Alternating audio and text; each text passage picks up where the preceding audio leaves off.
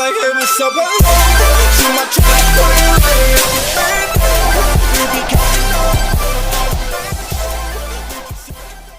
Hey guys, it's Super Sam Lou Jake here, and today we are going to be reacting to School Lockdown Stories Animated.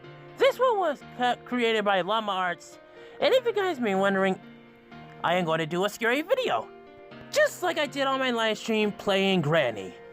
And as you guys can see already, I add some effects for my office. As you guys can see on my TV, and the smoke. Look, I just wanted to try something new, okay? So don't blame me if it's not your type. And it's a bit better. And if you guys do not know, that I made a live stream yesterday on Dragon Ball Legends Part 2. The link to the video will be in the description, okay? Anyway, let's get on to this video in 3, 2, 1.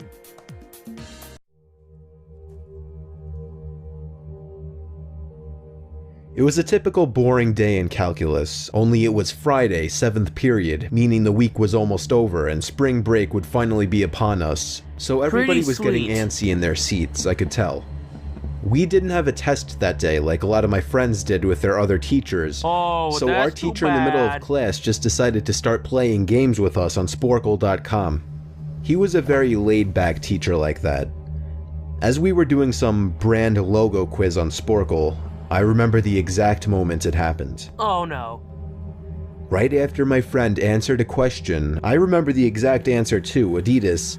The dean's voice came through the loudspeaker. Oh no. He sounded panicked and frantic as he told all the teachers this was not a drill and to go into lockdown. Oh no! I actually got the chills and I got goosebumps on my arms as our usually laid-back teacher too seemed panicked as he ran to turn off the lights and ushered us to the back corner of the room. Yes!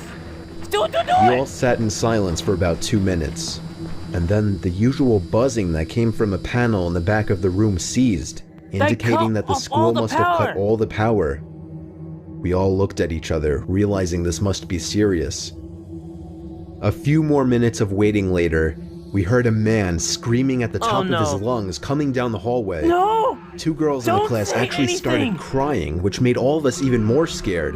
Oh no! As the screaming got closer to the classroom, the lunatic-sounding man started banging on the lockers while screaming, "I'll kill all of you." It was at that moment that I started to fear for my life. My teacher shushed us as we all looked at each other to see our peers' reactions. The banging then moved from the lockers to our classroom door. Oh no no no! And that's when one of the crying girls screamed no. Not! Well, why would she do that? Why did you say something? Seriously, you were safe in there, but you're completely not. You just completely ended your own life! What a bunch of sissies! The banging on the door only grew worse as the man started screaming, "Open up!" You just 2 of the girls in the class were crying out loud now. It felt like an eternity that man was pounding at the door. But eventually, he finally continued down the hallway, screaming like a mentally insane person until we could not hear him anymore. They were lucky at that time. I'd say 10 minutes later, though it felt like half an hour given the situation, the dean came back on the loudspeaker explaining the situation, which was surprising for him to do. What? He explained that some apparently mentally unstable person entered the building and assaulted the woman sitting at the front desk, causing her to flee the building screaming, and staff wasn't sure if the man was armed or not. Now this was before the school had cameras or could afford proper security, so the school was wide open to something like this happening. And security? The staff had done a sweep of all the hallways and classrooms and couldn't find him, so the dean instructed the teachers to resume teaching but to keep all the doors locked and to not let any students leave for any reasons. The most disturbing part, however, is that one of the janitors working the night shift found the man sleeping in one of the storage closets near the back end of the school, and according to rumors that were spread by my peers, sticking out of his pocket was a .44 Magnum. The janitor must have done something stupid to wake him up, for example, leaving the closet door open, because by the time a police officer could arrive on the scene, the man was gone. Why did he lock him in? My entire class, as far as I know, to this day, has no idea if this man was ever found, but I like to think that right now, he's being given the proper help that he needs. Well, let's hope so. Well, oh man. There are some feedbacks that I need to say. Why were the girls crying and saying no? They literally sound like a 5-year-old crying when they're in the middle of a lockdown, when they're actually in a lockdown, but at the age of 16, which is actually happening to me. Well, I mean, actually not happening to me, right? This is not actually happening to me. It's happening to the girls at my school. And they will talk about it too much after that lockdown. That was so annoying that I could not even take it anymore. And especially some of my friends, they kind of agree with me.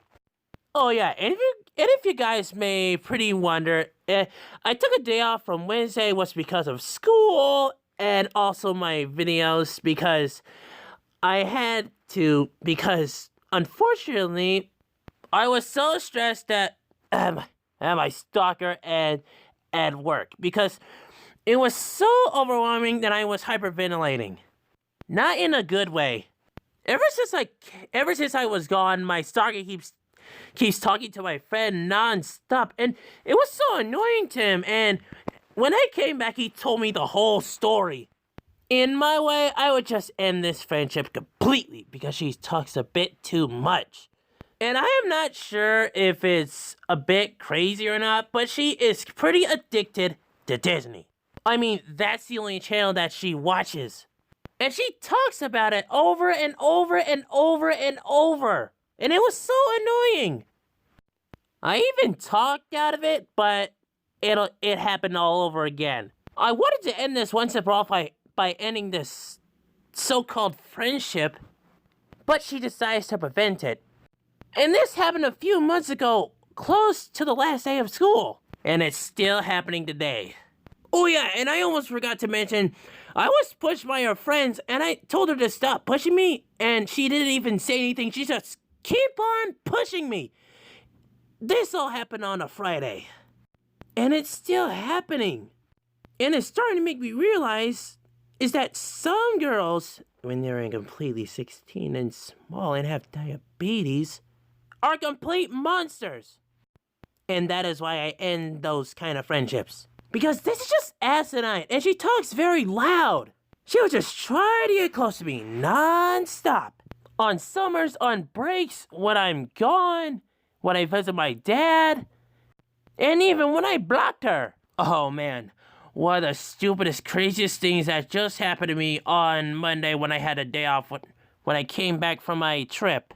I came from Orange back to Houston, looked on my Facebook, and there it was.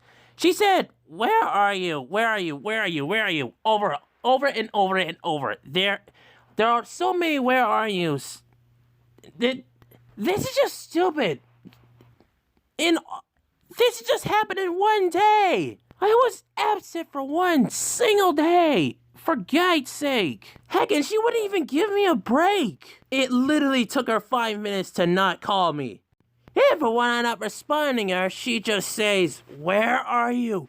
Why are you not calling me? Can we chat?" That's all. That's all she said. Anyway, guys, this is the end of this video. Make sure you guys blast that like button. Blast that subscribe button. Make sure you see more of my previous videos. And I will see you all soon in the next video. Keep training so you get stronger. Bye!